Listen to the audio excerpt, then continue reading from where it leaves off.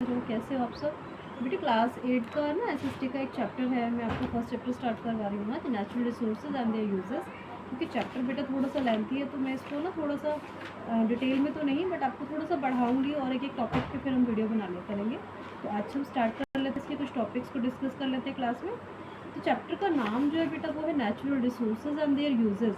Natural resource, पहले आप मुझे ये बताइए कि रिसोर्सेज क्या होता है, संसाधन क्या होते हैं, फिर हम बात करेंगे नेचुरल और मैन मेड के बारे में। रिसोर्सेज होते हैं बेटा जी संसाधन, जो हमारी ज़रूरतों को पूरा करते हैं, हमारे जीवन को और भी आसान बना देते हैं। ठीक है। Concern social scientist are clear on what we need to do. We must move toward a regenerative economy, an economy that operates in harmony with nature, repurposing used resources, minimizing waste, and replenishing depleted resources. We must return to the innate wisdom of nature herself, the ultimate regenerators and the recyclers of all resources. तो when does nature become a resources? अब देखिए हमारी जो कुदरत है बेटा, हमारी जो नेचर है उसने हमें बहुत कुछ दिया है, जो कि हमें जिसमें हमारे कोई इन्वॉल्वमेंट नहीं थी, वो कुदरती हमें नेचुरली मिला है। जैसे आप देख सकते हो एयर हो गया, वाटर्स हैं, है ना, रॉक्स हो गई, सॉइल है, ये बहुत सारी चीज़ें ऐसी हैं बेटा जी जो आपको कुदरत की देन है, जो कुदरत ने आपको दी है। ठीक है। अब हम नेचुरल रिसोर्सेज की बात करते हैं। नेचुरल रिसोर्सेज हमने बताया आपको कि कुदरती, जो नेचर ने आपको गॉड गिफ्ट जो मिला है। ठीक है। और कुछ होते हैं मैन मेड होते हैं जो इंसान बनाता है।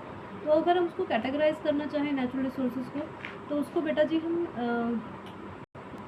One of the way we could categorize natural resources based on the use we put them to essential for our life, sources for material and sources for energy. Resources essential for life, कौन से resources ऐसे हैं बेटा जिनके बिना हमारी जो ज़िंदगी है वो इम्पॉसिबल है। जैसे हम बात करते हैं एयर की, life could not exist on other earth without the air we breathe, the water we drink and the food we eat. ये कुछ ऐसे रिसोर्सेज हैं नेचुरल रिसोर्सेज जिनके बिना हम नहीं रह सकते।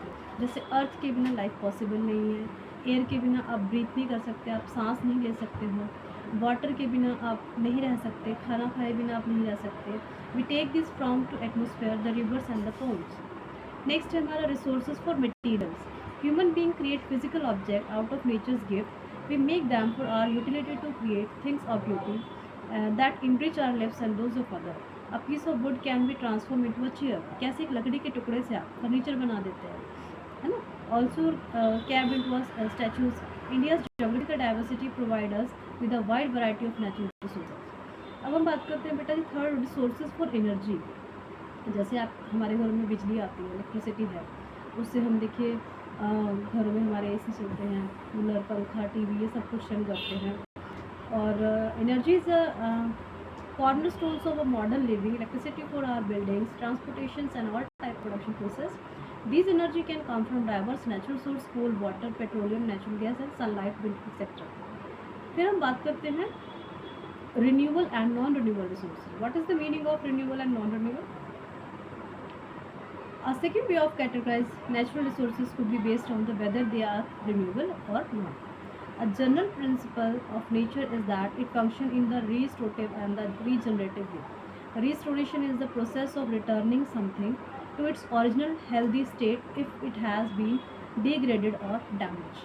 कि जब कोई चीज़ दोबारा से अपने उसी रूप में, अपने ओरिजिनली हेल्दी रूप में आ जाए डैमेज होने के बाद भी, तो उसको हम बोलेंगे restoration. Nature heels, renew and maintain her self over time. जो कुदरत है ना बेटा, नेचर है, उसका एक नियम है कि वो बिगाड़ रही है, अगर उसको किसी चीज़ को बिगाड़ती है, ख़त्म करती है, फिर से उसको मेंटेन करती है।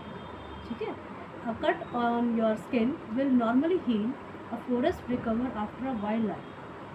Regeneration goes beyond restoration. It is about nature's ability to create new lives and the condition for thriving. ठीक है। तो रीजनरेशन का मतलब होता है किसी चीज़ को दोबारा से जन्म देना। तो रिन्यूएबल रिसोर्सेज कौन से होंगे बेटा? Renewable sources exhibit these characteristics over time. Most of India has abundant sunshine and the natural course. Rivers are fed regularly by rain and melting glaciers. Forests renew themselves. Soil replenish itself through natural process and so on. ठीक है।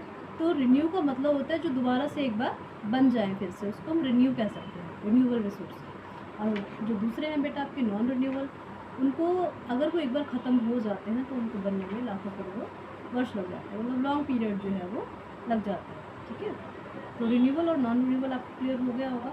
Renewable में बेटा क्या आ जाता है, जो चीज़ बन जाए दोबारा से थोड़े टाइम में बन जाए। जैसे आप पेड़ों को काटते हैं, अगर आप पेड़ काट रहे हैं तो उसकी जगह पे नए प्लांट्स आप लगा सकते हैं। लेकिन अगर पानी जो है वो ख़त्म हो गया तो पानी को बनने में आपको पता है इसका कोई और सोर्स भी नहीं है आपके पास, ठीक है। तो इसी बहुत सारी चीज़ें ऐसी हैं, बहुत सारे सोर्सेज हमारे पास ऐसे हैं बेटा जो दोबारा से बन सकते हैं और कुछ ऐसे हैं जो दोबारा से नहीं बन सकते। तो इसके जो कुछ और टॉपिक्स हैं बेटा वो हम कल डिस्कस करेंगे, नहीं तो वीडियो जो है बहुत लंबी हो जाएगी, ठीक है। थैंक यू बेटा।